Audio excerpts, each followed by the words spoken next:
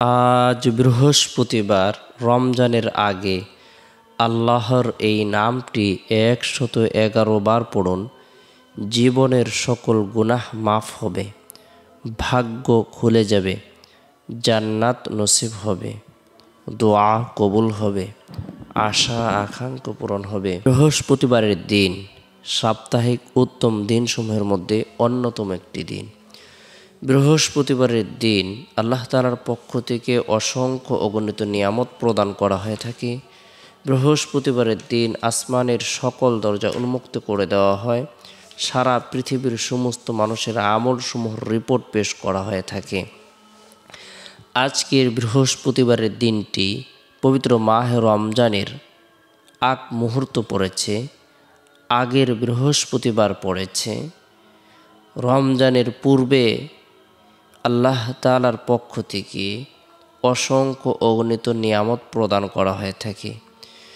রমজানের গুরুত্ব, রমজানের মাহাত্ম্য, রমজানের তাৎপর্য সম্পর্কে আল্লাহ রাসূল সাল্লাল্লাহু আলাইহি সাল্লাম বিশেষ করে সাহাবা একরামকে সম্বোধন করে রমজানের পূর্বে থেকে বিশেষ একটি ভাষণ প্রদান করেছেন।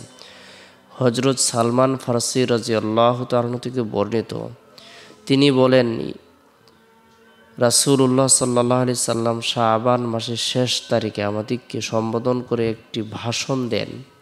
তাতে তিনি বলেন, ইয়া আইয়ুহান নাস কদ আযাল্লাকুম শাহরুন আযীমুন, হে লোক সকল, একটি মহান মাস তোমাদের উপর ছায়াপাত করেছে। কীরকম মহান মাস? এর বিবরণ অন্য হাদিসে আছে। এটা এমন মহান মাস যার জন্যে বেহেশতকে সারা বছর ধরে সুসজ্জিত করা হয়। এই মাসে প্রথম রাত যখন আগমন করে তখন জান্নাতের তলদেশ থেকে একটি সুমধুর বাতাস প্রবাহিত হতে থাকে, যার প্রবাহে বেহেশতের পাতা পল্লব, ডালপালা, দরজার কড়াসমূহ হেলতে থাকে, দুলতে থাকে।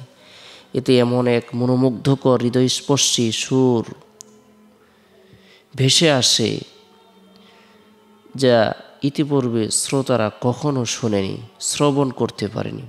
তখন সুন্দরী ডাগর চক্ষু বিশিষ্ট হুরগণ আত্মপ্রকাশ করে বেহেশতের বালাখানাসমূহের মধ্যে দ্বন্দ্বয়মান হয়ে ঘোষণা করতে থাকে, আল্লাহর কোনো প্রিয় বান্দা আছে কি যারা আল্লাহ তাআলার এই নিয়ামতকে গ্রহণ করবে, যারা আমাদেরকে বিয়ে করার জন্য আল্লাহ তাআলার দরবারে দরখাস্ত করবে।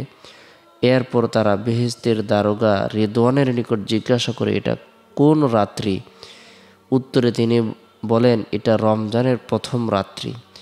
এই কারণে রাসূল করিম সাল্লাল্লাহু আলাইহি সাল্লাম ইরশাদ করেন, ইয়া আইয়ুহান নাস কদ আযাল্লাকুম শাহরুন আযীমুন, হে লোক সকল, এক মহান মাস তোমাদের উপর ছায়াপাত করেছে। এটা এমন মহান মাস যার সম্মানে জান্নাতের সমস্ত দরজা খুলে দেওয়া হয়, একটি দরজাও বন্ধ থাকে না।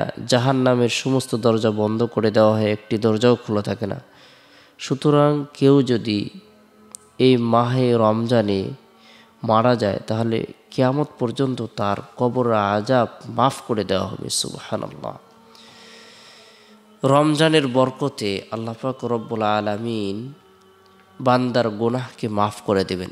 রমজানের প্রথম দশকের মধ্যে আল্লাহ তাআলা রহমত বর্ষণ করেন, দ্বিতীয় দশকে মাগফিরাত প্রদান করেন, তৃতীয় দশকে জাহান্নাম থেকে মুক্তি প্রদান করেন। রমজানকে এই জন্য রমজান করে নামকরণ করা হয়েছে। আল্লাহ রাসূল সাল্লাল্লাহু আলাইহি সাল্লাম বলেন, ইন্নামা সুম্মিয়া শাবানু লিআন্নাহু ইয়ানশাইবু লিরমাদান ফীহি খায়রুন কাসীর ওয়া ইন্নামা সুম্মিয়া রমাদান লিআন্নাহু ইয়ারমিদুয যুনুব। শাবানের নামে এই জন্য শাবান রাখা হয়েছে, এতে রমজানের জন্য বেশি বেশি পুণ্য প্রকাশ পায়, সৎ কাজ প্রকাশ পায়। আর রমজানকে এই জন্য রমজান করে নামকরণ করা হয়েছে, এটা গুনাহকে জ্বালিয়ে দেয়। সুবহানাল্লাহ। তাই বৃহস্পতিবারের ফজিলতের দিকে তাকে রমজান মাসের পূর্ব মুহূর্তে আমরা প্রত্যেকেই রমজানের প্রস্তুতি গ্রহণ করার উদ্দেশ্যে অধিক পরিমাণে নেক কাজ করব, নেক আমল করব, আল্লাহ তাআলার দরবারে রুনাজারি করব, তওবা ইস্তিগফারের আমল করব। আল্লাহ তাআলা আপনার আমার জীবনের সকল পেরেশানিকে দূর করে দেবেন, দোয়াকে কবুল করবেন, আশা আকাঙ্ক্ষাকে পূরণ করে দেবেন। বরকতপূর্ণ এই দিনে ফজরের নামাজ সম্পূর্ণ করার পর জাহান্নামের ভয়াবহ শাস্তি থেকে, আযাব থেকে বাঁচার উদ্দেশ্যে রাসূলের শিখানো বরকতপূর্ণ এই দোয়াটি 7 বার পাঠ করব, আমল করব। আল্লাহুম্মা আজিরনি মিনান নার, আল্লাহুম্মা আজিরনি মিনান নার। যে ব্যক্তি এই দোয়াটি 7 বার পাঠ করবে, আল্লাহ তাআলা তাকে জাহান্নামের ভয়াবহ শাস্তি থেকে নিরাপত্তা দান করবেন। তাই গুরুত্ব সহকারে এই দোয়াটি 7 বার পাঠ করব, আমল করব। এরপরে বৃহস্পতিবারের দিন জোহরের নামাজ সম্পূর্ণ করার পর নিরিবিলি এক পরিবেশের মধ্যে বসে গুনাহ মাফের উদ্দেশ্যে তওবার নিয়তে গুরুত্ব সহকারে 111 বার ইস্তিগফারের আমল করব। আস্তাগফিরুল্লাহ রাব্বি মিন কুল্লি যামবি ওয়া আতুবু ইলাইহি। এরপরে নবী সাল্লাল্লাহু আলাইহি সাল্লামের প্রতি মহব্বত রেখে, ভালোবাসা রেখে, আন্তরিকতা রেখে 111 বার দুরুদের আমল করব। ছোট্ট দুরুদ হলো সাল্লাল্লাহু আলাইহি সাল্লাম, উত্তম দুরুদ হলো দুরুদে ইব্রাহিম। যে দুরুদটি আমরা নামাজের মধ্যে পড়ে থাকি সেটি হলো উত্তম দুরুদ শরীফ। এরপরে তাসবিহ হাতে নিয়ে গুরুত্ব সহকারে আল্লাহ পাক রব্বুল আলামিনের গুণবাচক বরকতপূর্ণ এই নামটি আমরা 111 বার আমল করব। আল-লাতীফু, আল-লাতীফু নামের অর্থ হলো সূক্ষ্মদর্শী। কারো রিজিকের প্রয়োজন হলে সে যদি আল-লাতীফু নাম আমল করে, আল্লাহ তাআলা রিজিকের ব্যবস্থাপনা করে দেবেন। কোনো ব্যক্তি যদি গুনাহগার হয়, সে যদি তওবা করে, আল্লাহ তাআলা তার তওবাকে কবুল করবেন। অভাব থাকলে অভাব দূর করে দেবেন। আল্লাহ তাআলা মনোবাসনাকে পূরণ করে দেবেন, মাকসুদকে পূরণ করে দেবেন। গুরুত্ব সহকারে আমরা আল-লাতীফ নাম যদি আমল করি, আল্লাহ তাআলা বিপদ আপদ থেকে, চিন্তা পেরেশানি থেকে, দুঃখ কষ্ট থেকে নিরাপত্তা দান করবেন। আল্লাহ তাআলাকে ডাকার অন্যতম মাধ্যম হলো, পদ্ধতি হলো আসমাউল হুসনা সমূহ পাঠ করা। আল্লাহর গুণবাচক নামগুলোর মধ্যে থেকে, উত্তম নামসমূহের মধ্যে থেকে যে কোনো একটি নাম আমল করে আল্লাহ তাআলার দরবারে দোয়া করে, আল্লাহ তাআলা দোয়াকে কবুল করবেন।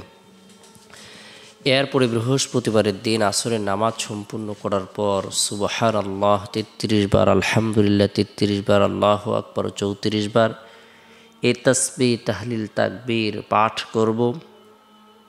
এরপরে বৃহস্পতিবারের দিন শেষ হওয়ার পর যে রাত আসে, রাতটি হলো ফজিলতপূর্ণ একটি রাত। এই রাতের মধ্যে আমরা গুরুত্ব সহকারে এশারের নামাজ সম্পূর্ণ করার পর সূরাতুল মুলক তেলাওয়াত করব। তাবারাকাল্লাযী বিয়াদিহিল মুলক ওয়া হুয়া আলা কুল্লি শাইইন কদির। যে ব্যক্তি সূরাতুল মুলক তেলাওয়াত করবে, আমল করবে, আল্লাহ পাক রব্বুল আলামিন তাকে কবরের ফিতনা, কবরের সওয়াল জবাব, কবরের আযাব থেকে নিরাপত্তা দান করবেন। আল্লাহ তাআলা তাকে শহীদি মর্যাদা দান করবেন। সূরাতুল মুলক তেলাওয়াত করব, আমল করব, পরিবার পরিজনদেরকে আমল করার ব্যাপারে উৎসাহ প্রদান করব। এরপরে নবী সাল্লাল্লাহু আলাইহি সাল্লামের প্রতি মহব্বত রেখে, ভালোবাসা রেখে দুরুদের আমল করব।